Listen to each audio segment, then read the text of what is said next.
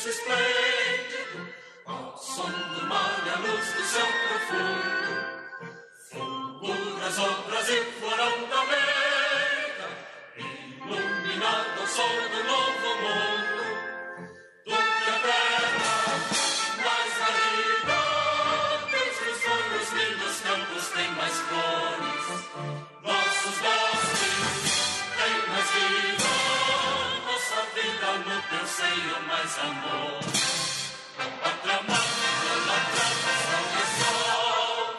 Brasil de amor eterno seja símbolo, lámpara que sentas estrelado, e diga o verde louro desta flor, mas no futuro e glória do passado, os serres da justiça cada forte, verás que o filho teu não foge à luta, nem quem te adora a própria morte.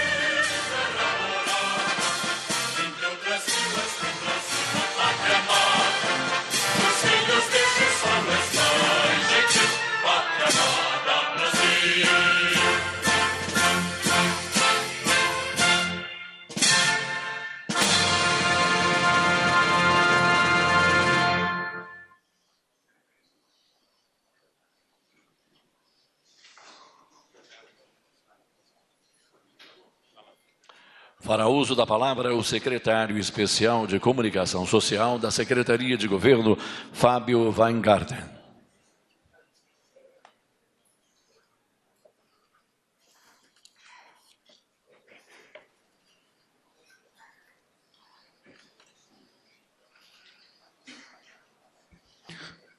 Bom dia a todos. Senhor Presidente da República, Jair Bolsonaro. Senhor Ministro de Estado da Justiça e Segurança Pública, Sérgio Moro. Ministro de Estado, chefe da Secretaria-Geral da Presidência, Dr. Jorge Antônio de Oliveira. Ministro de Estado, chefe do Gabinete de Segurança Institucional, General Augusto Heleno. Senhor Secretário Executivo da Casa Civil, Vicente Santini. Senhor Líder do Governo na Câmara, Deputado Major Vitor Hugo. Senhores parlamentares, autoridades, representantes de veículos, colegas de governo, autoridades da segurança pública e ao meu ministro, senhor ministro Luiz Ramos, que está numa missão no Nordeste, minha saudação a ele, meu abraço a ele. Desde que minha equipe e eu assumimos, essa é a quarta grande campanha que a Presidência da República coloca na rua, como falamos carinhosamente no mercado de comunicação. Primeiro, lançamos a campanha da Nova Previdência Pode Perguntar. Foi um grande esforço de comunicação para esclarecer a população brasileira sobre a verdadeira reforma e combater as fake news que confundiam as pessoas e prestavam um mau serviço para um projeto tão necessário. Depois, em setembro, lançamos aqui mesmo no Palácio do Planalto um projeto inovador para ajudar a retomada da nossa economia, a Semana do Brasil, uma nova data para o varejo brasileiro. Na segunda-feira, presidente, estive no IDV, Instituto de Desenvolvimento do Varejo, para fazer um balanço da Semana do Brasil. Resultados práticos: aumento de 11,3% nas vendas do varejo em comparação com o mesmo período do ano passado. Mais de 15 mil empresas participantes. E veja só, presidente, já temos a data para a próxima Semana do Brasil. Em 2020, será de 3 a 13 de setembro, contaremos com o aprendizado desse ano e teremos mais tempo para a gente se organizar. E já posso anunciar uma novidade. Convidaremos organizações e iniciativas que atuam com voluntariado, como Pátria Voluntária, para também se engajarem na Semana do Brasil.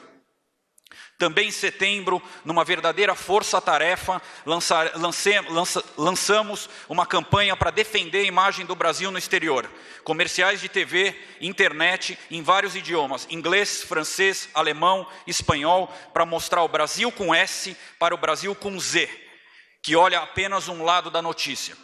E hoje lançamos a tão esperada campanha do anticrime que o ministro Sérgio Moro havia nos encomendado e por várias razões adiamos o seu lançamento. Primeiro, para não conflitar com a votação da reforma da Previdência. E segundo, porque essa campanha traz relatos verdadeiros de vítimas de crimes. Tivemos o cuidado e o sigilo com a privacidade dessas pessoas. Estamos muito orgulhosos em poder contribuir numa tarefa tão fundamental para o governo, comunicar. Vivemos tempos difíceis e de total transformação na comunicação. Vemos hoje uma verdadeira guerra de versões, cada qual com seu interesse, muitas vezes deturpando a realidade. Todos sabem que o Brasil está indo no caminho certo. Estamos crescendo, geramos empregos e fazendo as mudanças que o presidente Bolsonaro prometeu. Acredito que governar é também comunicar, com dados corretos, transparentes e com informação de qualidade. E posso dizer desde já que este governo está fazendo muitas coisas boas para o país. Por isso, tenho absoluta certeza que a SECOM continuará colaborando incansavelmente com esse novo Brasil. Muito obrigado, vamos à campanha.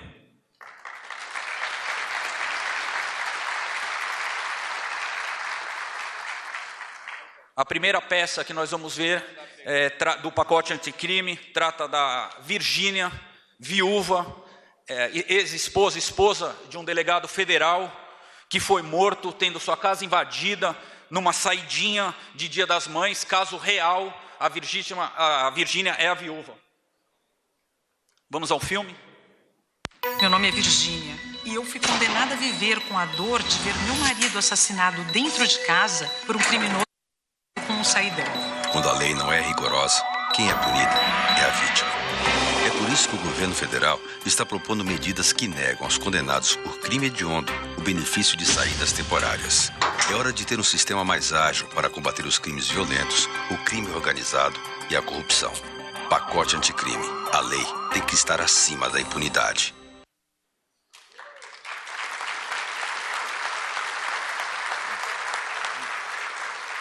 A gente vai ver um pequeno testemunho da Virgínia, que vai dar alguns detalhes da ocorrência.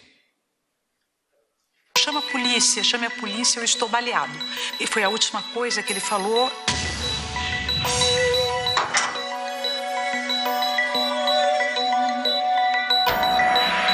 Um dia após o Dia das Mães, neste dia eu desci, não abri a porta, não retirei o jornal por mera coincidência, subi rapidamente e logo mais chamei o meu marido para que descesse para fazer o café da minha filha. De repente eu ouvi inúmeros disparos. Quando eu desci, que eu virei em direção à sala da minha casa, ele estava vindo, gritando, chame a polícia, eu estou baleado. E foi a última coisa que ele falou, eu o amparei nos braços e o coloquei no chão. Foi quando ele teve a primeira parada, eu o reanimei. Neste meio tempo, telefonei para a polícia, dali chegou ao hospital, ele teve nova parada, foi reanimado, chegou ainda com vida, e aí, infelizmente, ele não resistiu. 2 indivíduos que acabaram por realizar esse crime. Um deles estava na saída do Dia das Mães. Olha, ele não roubou um pacote de bolacha, ele roubou uma família inteira, ele acabou com a paz de uma família.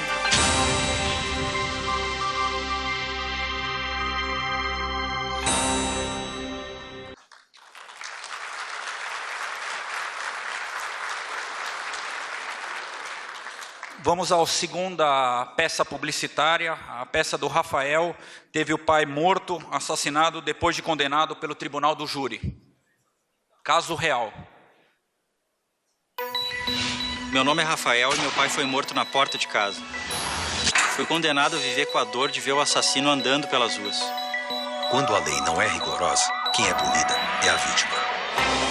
É por isso que o governo federal está propondo medidas que garantam que o criminoso cumpra sua pena logo após a condenação pelo tribunal do júri. É hora de ter um sistema mais ágil para combater os crimes violentos, o crime organizado e a corrupção. Pacote anticrime. A lei tem que estar acima da impunidade. O terceiro filme, da Luísa, o seu marido foi morto também a facadas e ele foi libertado, não foi preso após a condenação em segunda instância. Vamos ao filme?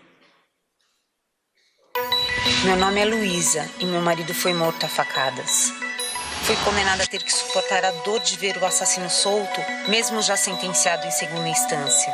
Quando a lei não é rigorosa, quem é punida é a vítima. É por isso que o governo federal está propondo medidas como o cumprimento da pena logo após a condenação em segunda instância. É hora de ter um sistema mais ágil para combater os crimes violentos, o crime organizado e a corrupção. Pacote anticrime. A lei tem que estar acima da impunidade. Muito obrigado.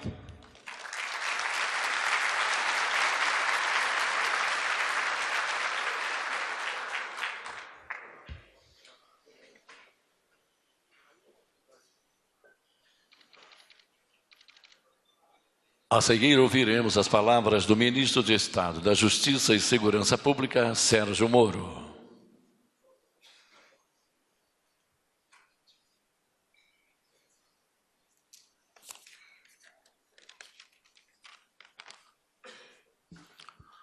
Bom dia a todos. Eu gostaria de cumprimentar o senhor presidente Jair Bolsonaro, que é o grande mentor desse governo, desse plano e dessa proposta de endurecimento em relação ao crime organizado, ao crime violento e ao crime de corrupção. Aproveito para agradecer a oportunidade de apresentar essa proposta, esse projeto de lei, essa campanha publicitária no âmbito do governo federal. Gostaria de cumprimentar aqui todos os queridos colegas ministros, general Heleno, o nosso aniversariante do dia, o ministro Onyx, ministro Maria Tereza, ministro Weintraub, ministro Osmar Terra, ministro Bento Albuquerque, ministro Roberto Campos, ministro Damares, ministro Wagner Rosário, ministro Mandetta, ministro André Mendonça, ministro Jorge Oliveira. Pelo menos foi os que eu visualizei aqui, sintam todos-se cumprimentados. Gostaria aqui de cumprimentar igualmente todos os queridos parlamentares aqui presentes, parlamentares federais. Tomo a liberdade de cumprimentá-los a todos na pessoa da liderança do governo na Câmara dos Deputados, Major Vitor Hugo, dizer da importância de todos os senhores e senhoras no Congresso. Tem feito um trabalho importante de reformas para esse país. Tivemos ontem a aprovação no Senado, em primeiro turno, da reforma da Previdência. Tivemos recentemente, essa semana, a aprovação de uma medida provisória importante no âmbito do tráfico de drogas na Câmara dos Deputados. E temos esse pacote anticrime que está perante a Câmara dos Deputados e, igualmente, também perante ao Senado Federal. Precisamos dialogar, precisamos conversar sobre esse projeto. É uma aspiração importante da sociedade brasileira.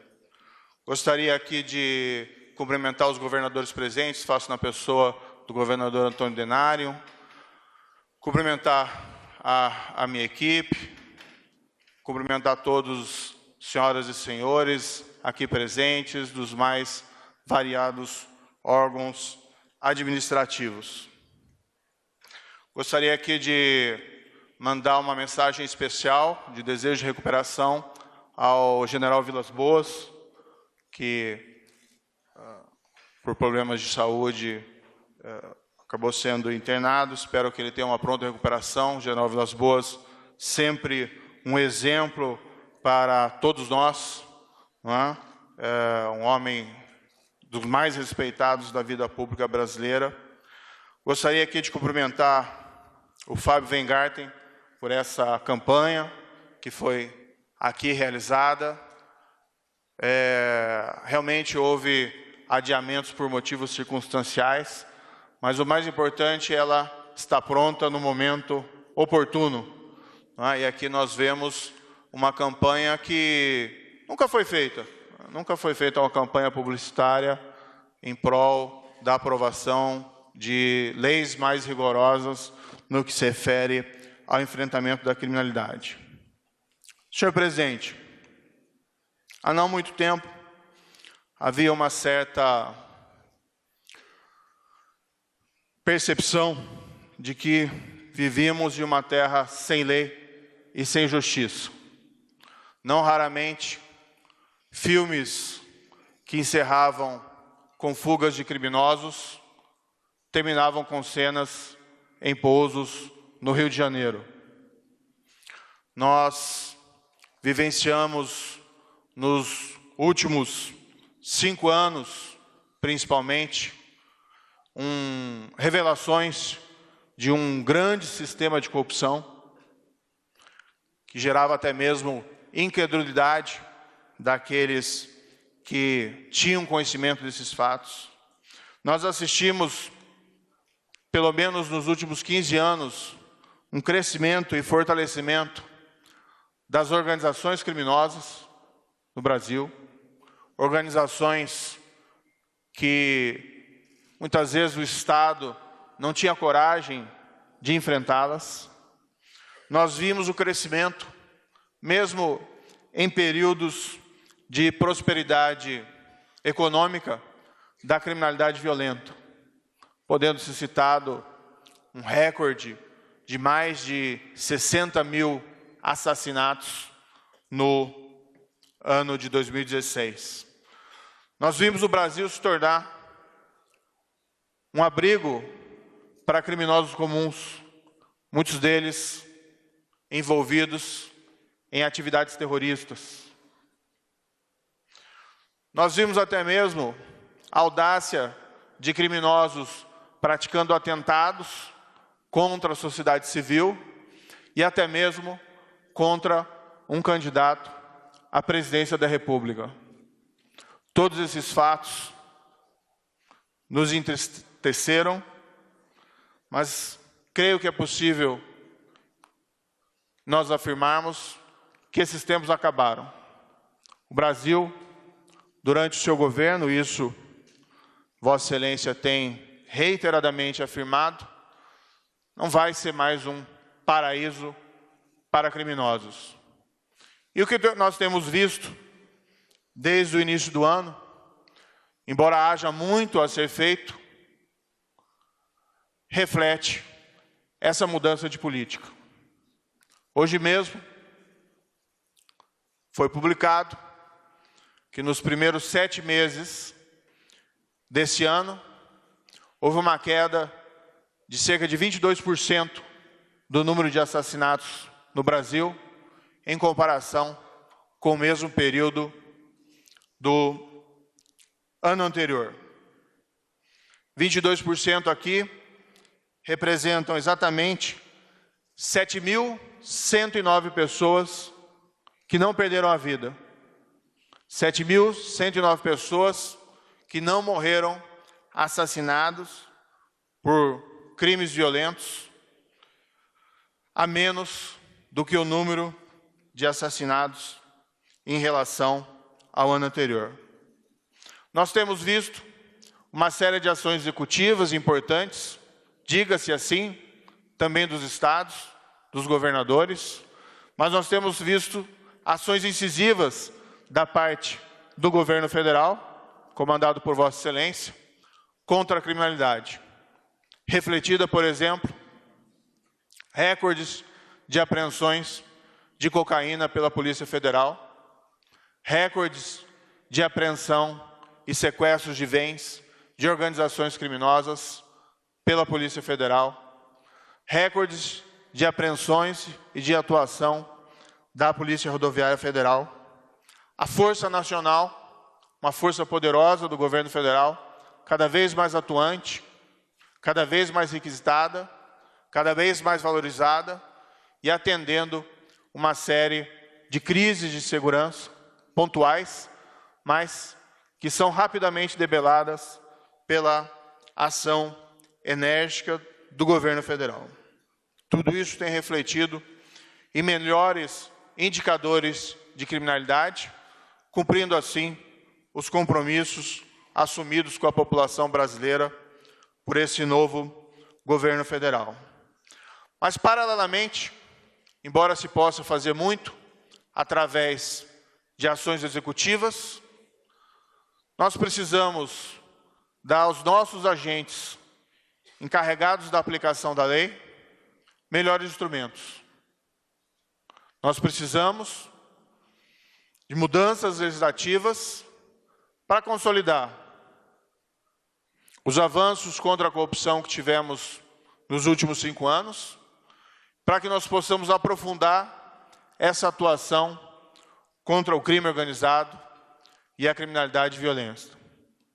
Sob orientação de Vossa Excelência, nós formulamos e apresentamos esse ano ao Congresso Nacional esse pacote anticrime.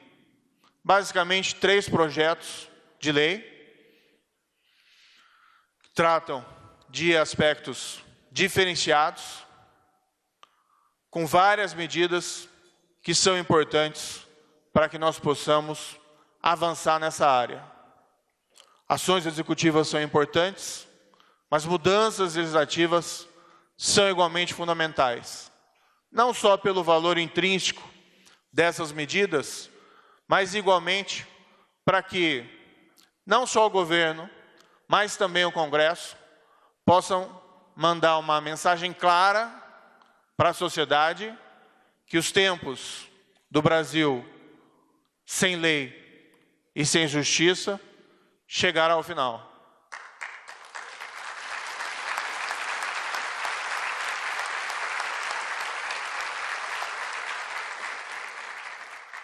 Que o crime não compensa, que não seremos mais um paraíso para a prática de crime ou para criminosos. Nesse projeto, não vale aqui, não é o caso aqui de elencar todas as medidas propostas, apenas faço referência a questões pontuais. Nós estamos propondo consagrar na legislação a execução da condenação criminal a partir do julgamento de segunda instância. Esse é um legado do ministro Teori Zavascki, saudoso ministro Teori Zavascki, que capitaneou a Operação Lava Jato no âmbito do Supremo Tribunal Federal. Nós estamos propondo que, após uma condenação por assassinato no tribunal do júri, que desde logo a pena seja executada. Isso tem um potencial enorme para redução da impunidade desse tipo de crime no Brasil. Não estamos descurando de medidas importantes de investigação para a resolução de crimes. Nós estamos propondo, dentro do projeto, a ampliação do banco de perfil genético de criminosos, uma moderna impressão digital, que tem um potencial reconhecido internacionalmente para que crimes, e especialmente crimes graves, sejam solucionados. Tivemos recentemente um exemplo do potencial desse banco de dados na resolução de um assassinato cruel ocorrido há 11 anos na cidade de Curitiba, de uma criança de 9 anos, e que o criminoso permanecia desconhecido até que teve o seu perfil genético recolhido na prisão por conta da legislação já existente e cruzada essa informação com o perfil genético já colhido quando da descoberta do crime 11 anos atrás. O governo federal, além de, talvez pela primeira vez, estar de fato cumprindo a lei, que foi essa lei do Banco de Perfil Genético de 2012, colhendo e executando a lei, também propõe a sua ampliação para que nós alcancemos um número maior de casos graves, criminais, solucionados. E nós prevemos também, no pacote anticrime, medidas simples, mas que reputamos eficazes contra organizações criminosas de todos os tipos, de toda a natureza. Inclusive, propomos que algumas delas, que já são notórias e conhecidas entre nós, sejam nominadas na legislação. Impomos às lideranças dessas organizações cumprimento da pena em presídios federais que não têm histórico de rebelião, fugas ou utilização de aparelhos celulares. Também estabelecemos como proposta no projeto de lei que, se alguém for condenado por crime relacionado à organização criminosa, não se obtém nenhum benefício prisional enquanto se mantiver faccionado. A ideia aqui é uma medida que desestimule a permanência do vínculo entre o condenado e a organização criminosa. Tudo isso com o objetivo, não tanto de manter mais pessoas presas, mas sim que aqueles que foram condenados possam se dissociar dessas organizações criminosas e, a partir daí, caminhar para a ressocialização. Essa campanha publicitária vem, de certa forma, revelar o que se encontra por trás do pacote anticrime. É muito fácil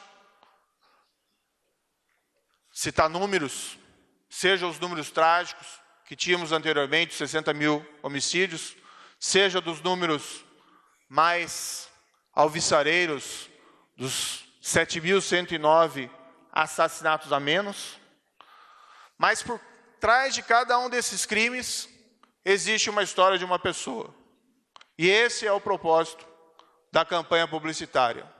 Trazer esses dramas pessoais, vividos por vítimas de crimes, para que nós despertemos para o lado humano da necessidade de se combater com maior rigor, sim, com o devido processo, mas com o maior rigor, essa elevada criminalidade. Porque, afinal de contas, o que nós queremos, acima de tudo, e esse é o propósito do governo do presidente Jair Bolsonaro, é proteger as pessoas. E precisamos, sim, agir firmemente contra a corrupção, contra o crime organizado e contra a criminalidade violenta. Muito obrigado.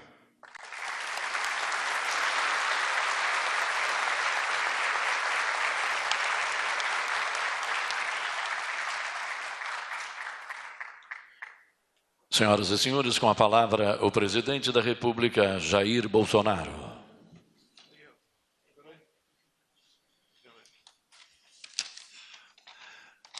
Meus senhores, minhas senhoras, bom dia.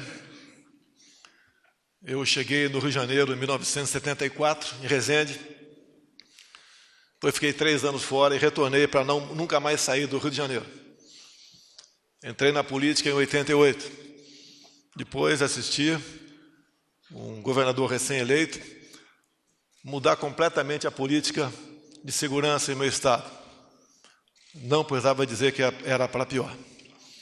Na política, eu sempre estimulei meus filhos e demais parlamentares do meu ciclo de amizade a, sempre que possível, prestigiar, conceder diplomas, medalhas para policiais, civis e militares que tivessem envolvido em ações nas quais eles obtiveram sucesso em benefício da sociedade.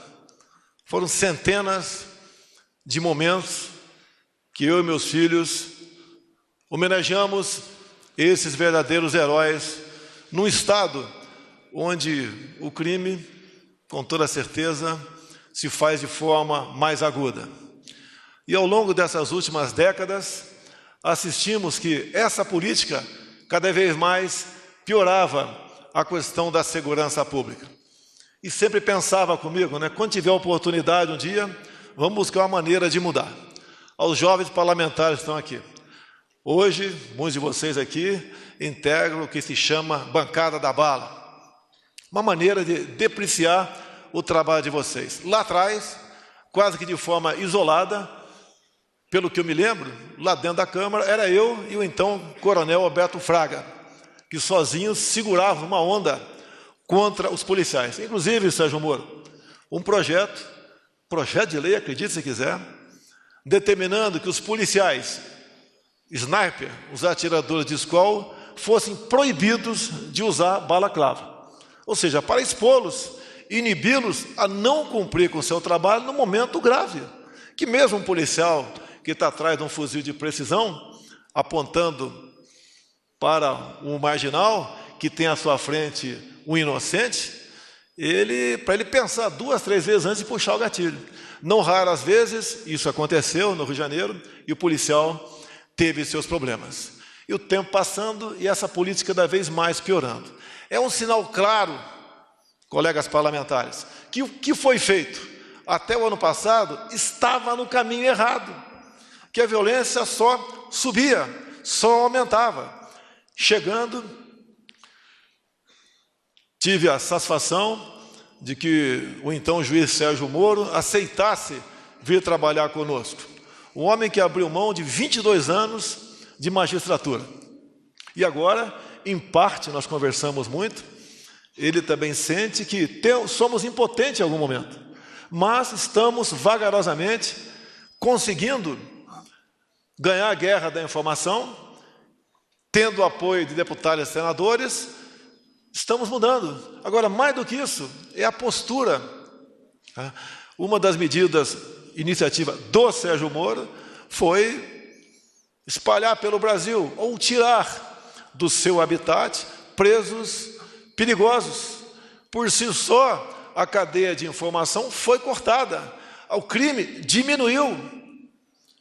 Então, foi uma das primeiras medidas bem-sucedida. Eu confesso aos senhores, todos nós ficamos preocupados com aquela ação que foi, se não me engano, início de fevereiro. Ficamos preocupados, mas graças a Deus não vazou nada da informação e ela foi coberta de sucesso. Mas algo mais tinha que fazer. Eu, quantas vezes visitei o presídio da Polícia Militar em Benfica, no Rio de Janeiro, conversando com os homens da segurança, né, que estavam lá no comando do estabelecimento prisional, bem como conversando com policiais presos, policiais, militares, bombeiros presos. E conversando com eles, né, não mais com o sentimento, a certeza que lá dentro tinha muito inocente. Tinha culpado? Tinha, mas também tinha muito inocente. Basicamente por causa de quê? Excesso. Pode, de madrugada, na troca de tiro com o marginal, se o policial dá mais de 2 tiros, ele ser condenado por excesso? Um absurdo isso daí. Mais ainda, o ativismo em alguns órgãos da justiça, do MP, na política, buscar cada vez mais transformar auto de resistência em execução.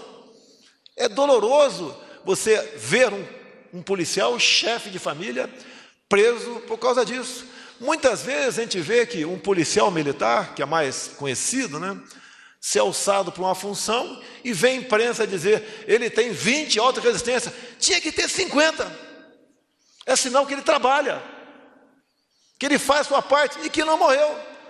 Ou queria que nós providenciássemos um emprego para a viúva. Isso tem que deixar de acontecer. E como? Mudando a legislação. Ninguém quer impor nada. Nós queremos mudar a legislação para que a lei, conforme disse Sérgio Moro aqui, seja temida pelos marginais e não pelo cidadão de bem. Esse é o espírito da lei, esse é o objetivo do lançamento da propaganda do projeto anticrime do ministro Sérgio Moro. É isso que o Brasil precisa. Sofremos alguns reveses, sim, mas nós devemos entender que não podemos mudar de uma hora para outra o rumo de um transatlântico que há no mínimo 30 anos está no rumo errado. Vamos fazendo a nossa parte, cada vez mais boas pessoas somam-se ao nosso lado para buscarmos essa solução.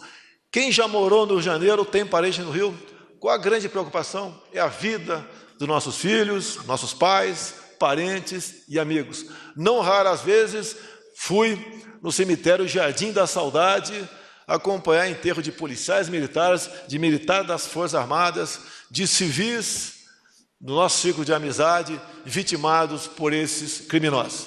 Tenho a certeza, em havendo e haverá o consentimento no Parlamento brasileiro, essa proposta será aprovada e aquele que, porventura, no futuro, após a lei sancionada, quiser praticar um crime, porque são crimes premeditados, vai pensar muito, muito antes de cometê-lo, porque sabe que uma vez cometendo, certas regalias, como saidões, deixarão de existir.